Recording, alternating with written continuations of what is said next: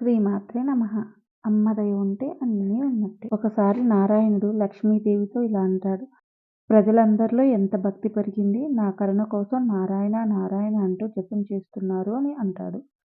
అది విని లక్ష్మీదేవి అది మీకోసం కాదు, నా కరుణా కటాక్షాల కోసం మీ మీద భక్తి పెరిగింది అని అంటుంది.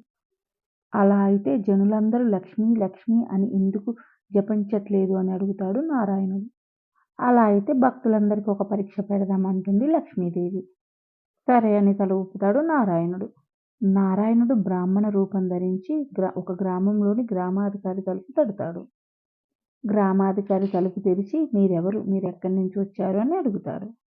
నా పేరు లక్ష్మీపతి, నేను వైకుంఠం వాడిని. మీ ఊరిలో నేను హరికథ చెప్పాలని అనుకుంటున్నాను అని చెప్తాడు నారాయణుడు.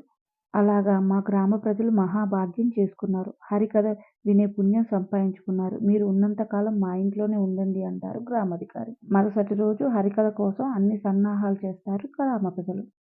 మొదటి రోజు 10 మంది వస్తారు. రెండవ రోజు ఇంకొంతమంది పెరుగుతారు. మూడవ రోజు కుప్పలు తెప్పలుగా ఆ ప్రాంగణం మొత్తం నిండిపోతారు హరికథ కోసం. ప్రజల అనన్య భక్తిని చూసి ఆ నారాయణుడు మురిసిపోతాడు. ఇదంతా గమనించిన లక్ష్మీదేవి తనను తాను వృద్ధురాలుగా మార్చుకొని అప్పుడే హరికథ కాలక్షేపానికి వెళ్తున్న మహిళని, అమ్మా నాకు కొన్ని మంచినీళ్ళు ఇస్తావా అని అడుగుతుంది. అమ్మా సాయంత్రం 5 అవుతుంది, హరికథ కాలక్షేపానికి ఆలస్యం అవుతుందమ్మా అని అడుగుతుంది. అప్పుడు లక్ష్మీదేవి, అమ్మా నేను వృద్ధురాలిని, చాలా దాహం వేస్తుంది, ఇవ్వమ్మా అని దీనంగా అడుగుతుంది. ఆ దీనమైన గొంతును విన్న ఆ మహిళ కాదనలేక మంచినీళ్ళు ఇస్తుంది.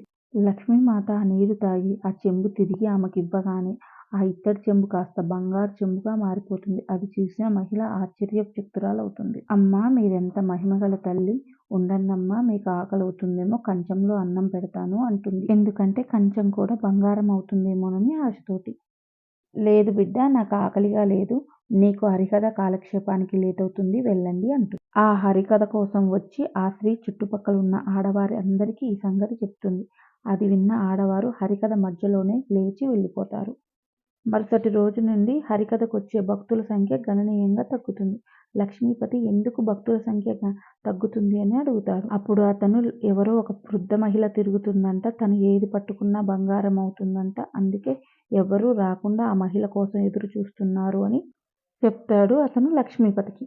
అప్పుడు లక్ష్మీపతికి అర్థమవుతుంది వచ్చింది లక్ష్మీదేవియే అని. లక్ష్మీదేవి వచ్చాక కథ చాలా ఇంట్రెస్టింగ్గా మారుతుందండి. మిగతా కథని పార్ట్ 2లో చూద్దామండి. మీకు కనుక ఈ కథ నచ్చితే నా ఛానల్ని లైక్ చేయండి, షేర్ చేయండి, సబ్స్క్రైబ్ చేయండి, కామెంట్ పెట్టండి ప్లీజ్. నాది కొత్త ఛానల్ అండి, సపోర్ట్ చేయండి ప్లీజ్. సబ్స్క్రైబ్ చేయడం